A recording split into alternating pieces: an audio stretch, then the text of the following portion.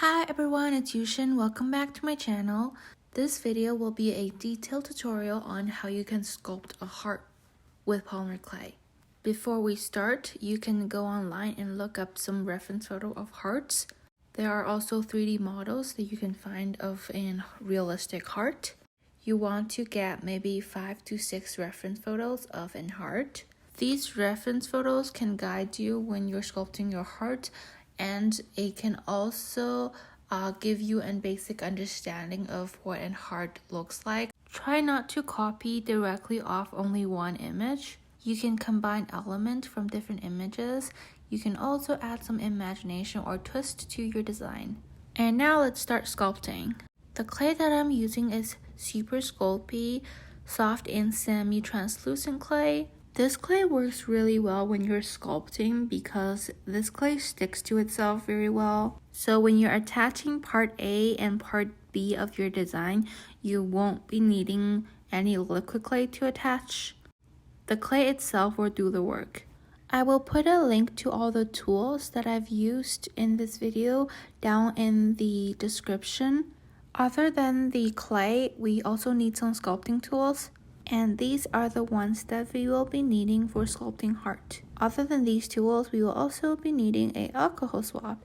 And we are going to start sculpting by conditioning the clay. There are many different ways to condition your clay. You want to try and find a condition method that works best for you, and try to not only use your hands just because it's going to hurt.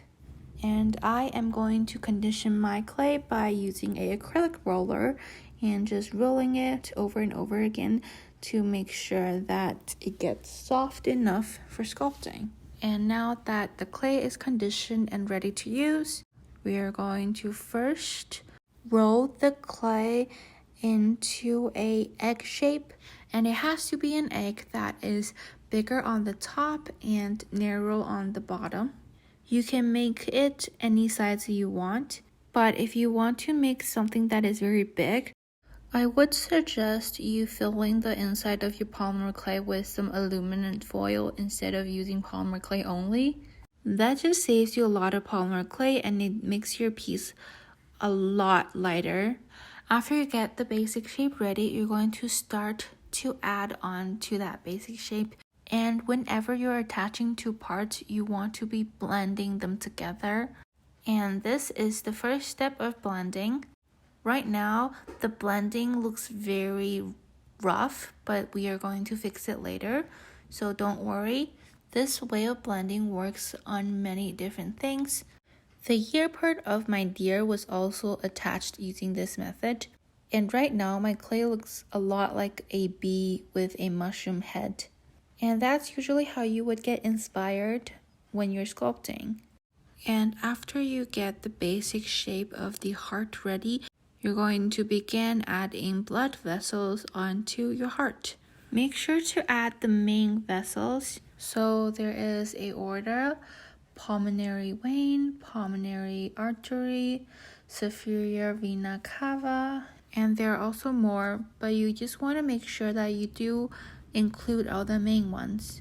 And while you sculpt, you can also make little twists. For example, you can make the veins look like hearts, like you can make the holes look like hearts. You can also make them a flower shaped vein. It's really up to you, just use your imagination. After attaching all the parts of the heart, you're going to start blending, and it is the same exact method as the one that I talked about in the beginning of this video. Think about the blending process like sanding. So you want to start with the rough one, and then you would slowly transform into the really high grit sanding papers. It's similar to our blending process right now. After blending with this tool, we're going to switch to the next tool, and then we're going to smooth out the transition that we made with our previous tool. This tool is one of my favorite tools. It's very handy to use. And I'm just doing this to every single transition. And I'm just making the transition more natural and making the blend more clean. The most interesting part about handmade art is that it's very hard to make two things that is exactly the same. Look at these two hearts that I've made. They look very different. And I'm just adding little adjustments to my piece. You can constantly change your piece as many times as you want. And that is one of the reasons why I love working with Polymer Clay so much. You can add and adjust your piece as many times as you want, and the clay won't start drying on you, so you can do as many alterations as you want. And then you're going to take out the silicone pen. This is kind of like the polishing step that you would do in the sanding process. I'm trying to smooth out the surface of the heart as much as I can, especially the edges.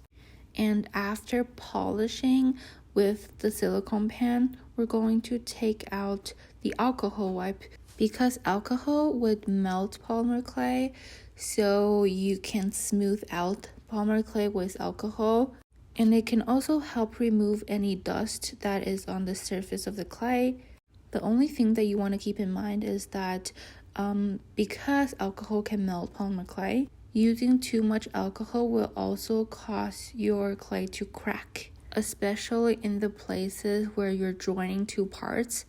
That is a weak spot, so you don't want to be using too much alcohol on those spots. After using the alcohol wipe, you're going to add holes in your blood vessels.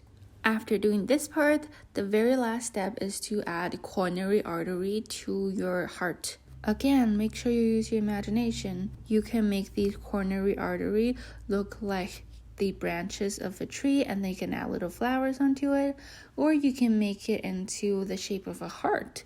And the process of blending them into the heart is exactly the same as how we attached other details.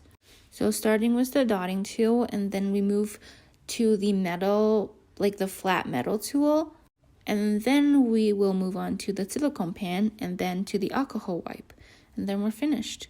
And if you want to add color to your heart, you can use acrylic, you can use mica powder, you can use soft pastel.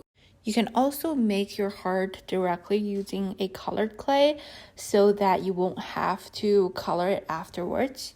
The only thing that you want to keep in mind, if you want to color your heart with, for example, acrylic, you have to seal it afterwards with a varnish or with a glaze.